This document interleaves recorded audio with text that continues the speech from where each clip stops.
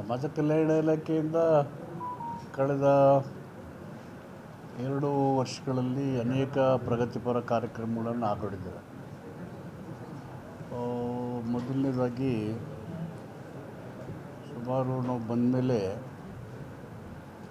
2 ವರ್ಷದಲ್ಲಿ ಸುಮಾರು ಕೊಳವೆ ಬಾವಿಗಳು ಕೊರೆದು ನಿಂತೋಗಿತ್ತು. 18,000 ಕೊಳವೆ ಬಾವಿಗಳು ಕೊರೆಯೋದಕ್ಕೆ ಆರ್ಡ್ರ್ ಮಾಡಿ ಬೇರೆ ಬೇರೆ ಕಾರಣಗಳಿಗೆ ನಿಂತೋಗಿತ್ತು.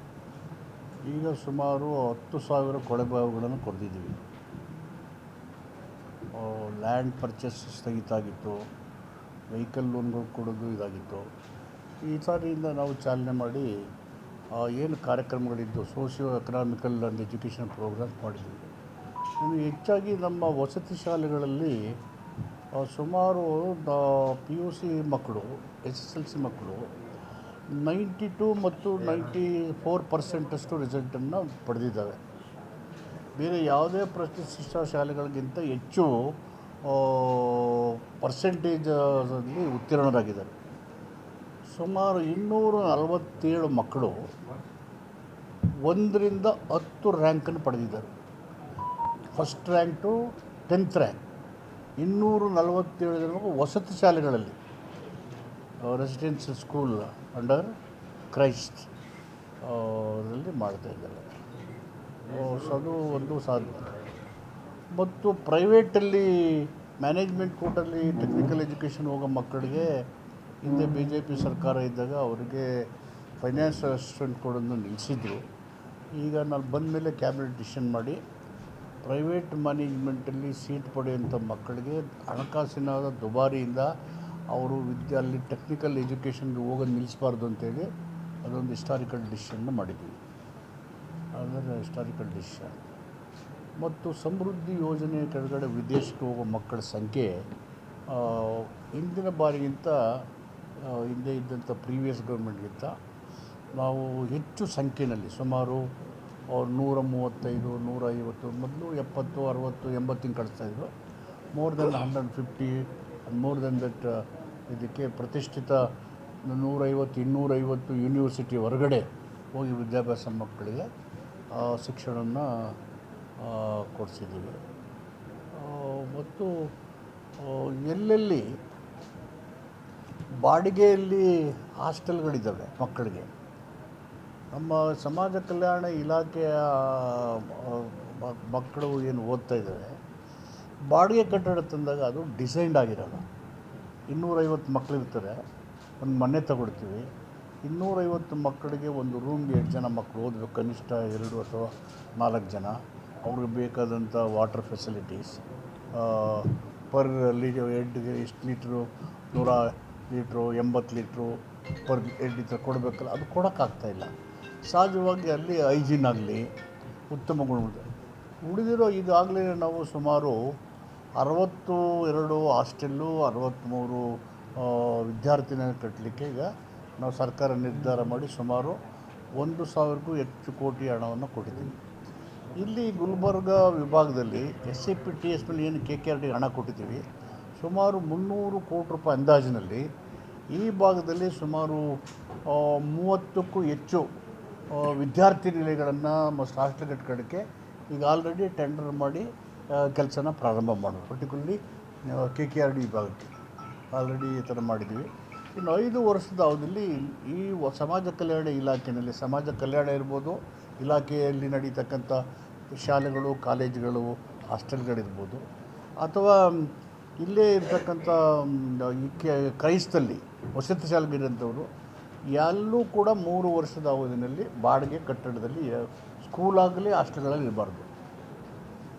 ಬಾಡಿಗೆ ಕಟ್ಟಿರೋದು ಯಾರೂ ಕೂಡ ನೆಲದಲ್ಲಿ ಕೂತು ವಿದ್ಯಾಭ್ಯಾಸ ಮಾಡಬಾರ್ದು. ಸೊ ಆ ಥರ ಡಿಸಿಷನ್ ಮಾಡಿದ್ದೀವಿ. ಮತ್ತು 200ಕ್ಕೂ ಹೆಚ್ಚು ಹೋಬಳಿಗಳಿದ್ದಾವೆ. ಪ್ರತಿ ಹೋಬಳಿಗೊಂದು ವಸತಿ ಶಾಲೆ ಮಾಡಬೇಕು ಅಂತ ಈ ಸಾರಿ ಸುಮಾರು 60 ವಸತಿ ಶಾಲೆಗಳನ್ನು ಪ್ರಾರಂಭ ಮಾಡಲಿಕ್ಕೆ ಹೇಳಿದ್ದೀವಿ. ಇನ್ನು 2-3 ವರ್ಷದಲ್ಲಿ ಪ್ರತಿಯೊಂದು ಹೋಬಳಿನಲ್ಲೂ ಒಂದು ವಸತಿ ಶಾಲೆ ಕಡ್ಡಾಯವಾಗಿ ಇರಲೇಬೇಕು. ಅದನ್ನು ತೀರ್ಮಾನ ಮಾಡಿದ್ದೀವಿ. ಸೊ ಹೀಗಾಗಿ ತೀರ್ಮಾನ ಮಾಡಿ ಇದು ಪ್ರಾರಂಭ ಮಾಡ್ತಾಯಿದ್ವಿ ಈ ಸಾರಿಯಿಂದ. ಹೀಗೆ ಇದಕ್ಕಿಂತ ಹೆಚ್ಚಾಗಿ ನಾವು ಇಡೀ ಇಡೀ ದೇಶದ ಜನರಿಗೆ ಸಂವಿಧಾನದ ಮಹತ್ವ ಗೊತ್ತಿರಬೇಕು. ಪ್ರಜಾಪ್ರಭುತ್ವದ ಕಾರ್ಯವೈಖರಿಗಳು ಹೇಗೆ ಸಮಾಜದ ನಿರ್ಮಾಣ ಮಾಡಬೇಕು ಅಂತ ಧ್ಯೇಯೋದ್ದೇಶಗಳನ್ನು ಇಟ್ಕೊಂಡು ಭಾರತ ದೇಶದ ಯಾವ ರಾಜ್ಯದಲ್ಲೂ ಕೂಡ ಕಡ್ಡಾಯವಾಗಿ ಸಂವಿಧಾನದ ಪೀಠಿಕೆಯನ್ನು ಓದಬೇಕು ಅಂತ ಮಾಡಿಲ್ಲ. Nowhere in the country, no state in the country has taken a decision to compulsorily read preamble of the constitution every day in school, college and universities. ಇದರ ಉದ್ದೇಶ ಏನಂದರೆ ಪೀಠಿಕೆ ಓದಿದ್ರೆ ಭಾರತೀಯರಾದ ನಾವೆಲ್ಲ ಒಂದೇ ಅನ್ನೋ ಸಂದೇಶ ಹೋಗಬೇಕು. ಮತ್ತು ಭಾರತ ದೇಶಕ್ಕೆ ಗಂಡ ಅಂತ ಬಂದರೆ ಯಾವುದೇ ಒಂದು ಸರ್ಕಾರದ ಕರೆಗೆ ಒಂದು ಪಾರ್ಟಿ ಕರೆಗೆ ಇಲ್ದೇ ಇಡೀ ದೇಶನೇ ಒಟ್ಟಾಗಿ ನಿಲ್ಲಬೇಕು. That is the spirit of the constitution, that is Baba Saheb Ambedkar. So ಅದನ್ನು ನೀವು ಯುದ್ಧ ಬಂದಾಗ ನೋಡಿದಿರಿ, ಎಲ್ಲ ಒಟ್ಟಾಗಿ ನಿಂತ್ವಿ. ಅದು not because of A government, it is not because of A political party, it is because of the constitution, it is because of the Ambedkar. So ಈ ಥರದ್ದನ್ನು ಎಲ್ಲೂ ಮಾಡಿಲ್ಲ. ಅಂತಾರಾಷ್ಟ್ರೀಯ ಪ್ರಜಾಪ್ರಭುತ್ವ ದಿನ ಬಂದಾಗ ಬೀದರಿಂದ ಚಾಮರಾಜ ತನಕ 2500 ಕಿಲೋಮೀಟರ್ ಉದ್ದದ 25 ಲಕ್ಷ ಜನರು ಮಾನವ ಸರಪಳಿ ಮಾಡಿದ್ರು. ಯಾಕೆ ಮಾಡೋದು ಅಂದರೆ ಪ್ರಪಂಚಕ್ಕೆ ಬೇಕಾಗಿರೋದು ಪ್ರಜಾಪ್ರಭುತ್ವ. ಆ ಪ್ರಜಾಪ್ರಭುತ್ವ ದುರ್ಬಲಗೊಳಿಸುವಂಥ ಒಂದು ಸರ್ವಾಧಿಕಾರಿ ನಾಯಕತ್ವ ಬೆಳೀತಾ ಇದೆ ಭಾರತ ದೇಶದಲ್ಲಿ. ಸರ್ವಾಧಿಕಾರದ ವಿರುದ್ಧವಾಗಿ ಬ್ರಿಟನ್ನಿನ ರಾಜನ ವಿರುದ್ಧವೇ ದಂಗೆ ಆಯಿತು, ರಷ್ಯಾದಲ್ಲಿ ಕ್ರಾಂತಿ ಆಯಿತು, ಫ್ರಾನ್ಸಲ್ಲಿ ಕ್ರಾಂತಿ ಆಯಿತು, ಮತ್ತು ಲಂಡನ್ನಲ್ಲಿ house of lords and out of ಕಾಮನ್ಸನ್ನು ಎಸ್ಟಾಬ್ಲಿಷ್ ಮಾಡೋಕ್ಕೆ ಮ್ಯಾಗ್ನಾ ಕಾರ್ಟಾ ಚಳುವಳಿ ನಡೀತು. ಈ ಎಲ್ಲರ ಮೂಲ ಉದ್ದೇಶದ ಜೊತೆಗೆ ನಮ್ಮ ದೇಶದಲ್ಲಿ ಬುದ್ಧ ಬಿಕ್ಕುಗಳ ಮೂಲಕ, ಬಸವಣ್ಣ ಅನುಭವ ಮಟ್ಟ ಮೂಲಕ ಪ್ರಜಾಪ್ರಭುತ್ವವನ್ನು ಬೀಜ ಬಿತ್ತಿ ಮರ ಬೆಳೆದ್ರು. ಅಂಬೇಡ್ಕರ್ ಸಂವಿಧಾನದ ಮೂಲಕ ಆ ಬೀಜದ ಮರ ಆಗಿರ್ತಕ್ಕಂಥ ಫಲ ಕೊಡೋಕ್ಕೆ ಶುರುವಾಯಿತು. ಇದನ್ನು ಬುಡಮೇಲು ಮಾಡ್ತಕ್ಕಂಥ ಕೋಮು ಶಕ್ತಿಗಳು, ಮತೀಯವಾದಿಗಳು ಬಲಾಢ್ಯ ಆಗೋ ಸಂದರ್ಭದಲ್ಲಿ ಪ್ರಜಾಪ್ರಭುತ್ವವನ್ನು ಬಲವರ್ಧನೆ ಮಾಡಬೇಕು ಅಂತೇಳಿ ನಾವು ಇಡೀ ಪ್ರಪಂಚದಲ್ಲಿ ಯಾವ ದೇಶನೂ ಮಾಡಲಿಲ್ಲ. International democracy in a meaningful way, in a perfect manner ಅದನ್ನು ಮಾಡಿರ್ತಕ್ಕಂಥದ್ದನ್ನು ಮಾಡಿದ್ವಿ. ಅದೆಲ್ಲ ನೀವೆಲ್ಲ ವಿಟ್ನೆಸ್ ಮಾಡಿ ಎಲ್ಲರೂ ಬರೆದಿದ್ರಿ ಅದನ್ನು. ಸೊ ಯಾಕೆಂದರೆ ಅಂಬೇಡ್ಕರ್ ಅವರು ಬ್ರಿಟಿಷರು ಸ್ವತಂತ್ರ ಕೊಡೋ ಸಂದರ್ಭದಲ್ಲಿ 2 ಉಲ್ಲೇಖನೆ ಮಾಡ್ತಾರೆ. ಬ್ರಿಟಿಷ್ ಇಂಡಿಯಾದವ್ರಿಗೆ ಏನು ಹೇಳ್ತಾರೆ, ನೀವು ಅಧಿಕಾರ ಕೊಡ್ತಾಯಿದ್ದೀರಿ, ನಿಮ್ಮ ಸರ್ಕಾರ ಬ್ರಿಟಿಷ್ ಸರ್ಕಾರ ಇದ್ದಾಗಲೇ ನಮಗೆ ಕೆರೆ ನೀರು ಬಿಟ್ಟಲ್ಲ, ರಾಮಕಾಳ ಟೆಂಪಲ್ಗೆ ಹೋಗಿ ಬಿಡಲ್ಲ, ನೀವು ಇದ್ದಾಗಲೇ ಇಂಥ ಪರಿಸ್ಥಿತಿ ಅಲ್ಲ, ನೀವು ಬಿಟ್ಟೋದ್ಮೇಲೆ ನಮ್ಮನ್ನ ಇದೇ ಯಾವ ಜನ ನಿಮ್ಮ ಜೊತೆ ಅವರೇ ಮಾಡ್ತಾ ಇರೋದು, ಅವ್ರ ಕೈಲೇ ಕೊಟ್ಟರೆ ನಮ್ಮ ಪರಿಸ್ಥಿತಿ ಇನ್ನೇನಾಗ್ಬೋದು. ಅದಕ್ಕೆ of the people, by the people, for the people, ಜನರಿಂದ ಜನರಿಗಾಗಿ ಜನರಿಗೋಸ್ಕರ ಆಡಳಿತ ಕೊಡಿ, ಅದಕ್ಕೆ ಅಡಲ್ಟ್ ಫ್ರ್ಯಾಂಚೈಸ್ ಕೊಡಿ ಅಂತೇಳಿ ನಮಗೆಲ್ಲ ಕೊಟ್ಟಿರ್ತಕ್ಕಂಥದ್ದನ್ನು ನೆನೆಸ್ಕೊಂಡು ಜನರ ಹಿತ ರಕ್ಷಣೆ ಅಭಿವೃದ್ಧಿ ಇರೋದು ಪ್ರಜಾಪ್ರಭುತ್ವದ ಆಡಳಿತದಲ್ಲಿ. ಸಂವಿಧಾನಬದ್ಧವಾದಂಥ ಕಾರ್ಯನಿರ್ವಹಣೆ ಮೂಲಕ ಪ್ರಜಾಪ್ರಭುತ್ವದ ಆಧಾರ ಸ್ತಂಭಗಳು ನಿಷ್ಪಕ್ಷಪಾತವಾಗಿ, ನಿರ್ಭಯವಾಗಿ, ನಿಷ್ಠೆಯಿಂದ ಕೆಲಸ ಮಾಡಿದ್ರೆ ದೇಶನ ಸಮೃದ್ಧ ಭಾರತ ಮಾಡೋದನ್ನ ಕಾರಣಕ್ಕೆ ಇಟ್ಕೊಂಡು ಇಂಥ ಐತಿಹಾಸಿಕ ತೀರ್ಮಾನಗಳು ಮಾಡಿದ್ವಿ. ಈ ತೀರ್ಮಾನಗಳು ಮೇಲ್ನೋಟಕ್ಕೆ ಏನು ಇದನ್ನು ಕಾಗದ ಮೇಲೆ ಜನ ನಿಂತ್ಕೊಂಡು ಮಾಡೋದು ಅಂತಿರ್ಬೋದು.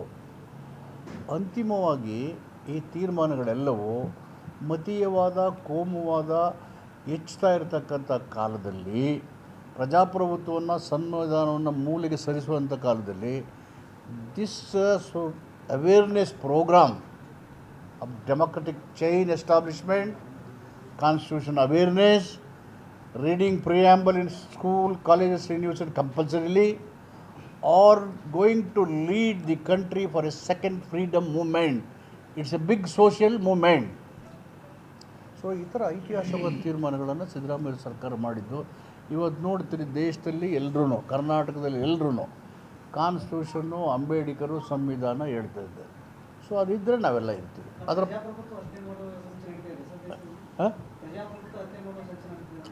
ಹತ್ಯೆ ಅಂದರೆ ಈ ಅಂಬೇಡ್ಕರ್ ಏನು ಹೇಳಿದಾರಪ್ಪ ಕಾನ್ಸ್ಟಿಟ್ಯೂಷನ್ ಅಸೆಂಬ್ಲಿಯಲ್ಲಿ ಇರುವಾಗ, ನಾವು ಇಂದು ವೈವಿಧ್ಯಮಯವಾದಂಥ ದೇಶದಲ್ಲಿ ಆಡಳಿತಕ್ಕೆ ಕಾಲಿಡ್ತಾ ಇದ್ದೀವಿ, ಅನೇಕ ಧರ್ಮಗಳು, ಅನೇಕ ಭಾಷೆಗಳಿದ್ದಾವೆ, ಕಾಂಟ್ರವರ್ಷಿಯಲ್ ಇದಕ್ಕೆ ಹೆಜ್ಜೆ ಇಡ್ತೀವಿ. ಸರ್ವಾಧಿಕಾರಿ ನೀವು ವ್ಯಕ್ತಿ ಪೂಜೆ ಮಾಡಬೇಡಿ. ವ್ಯಕ್ತಿ ಪೂಜೆ ಸರ್ವಾಧಿಕಾರಿಯನ್ನು ಸೃಷ್ಟಿಸಿದೆ. ಸರ್ವಾಧಿಕಾರಿ ಪ್ರಜಾಪ್ರಭುತ್ವ ನಾಶ ಮಾಡ್ತಾನೆ. ಪ್ರಜಾಪ್ರಭುತ್ವ ನಾಶದ ಇಲ್ಲೆಲ್ಲ ಜನ ಕೇಳೋರು ಯಾರು? ಕಷ್ಟ ಸುಖ ಹೇಳೋರು ಯಾರು? That is the message.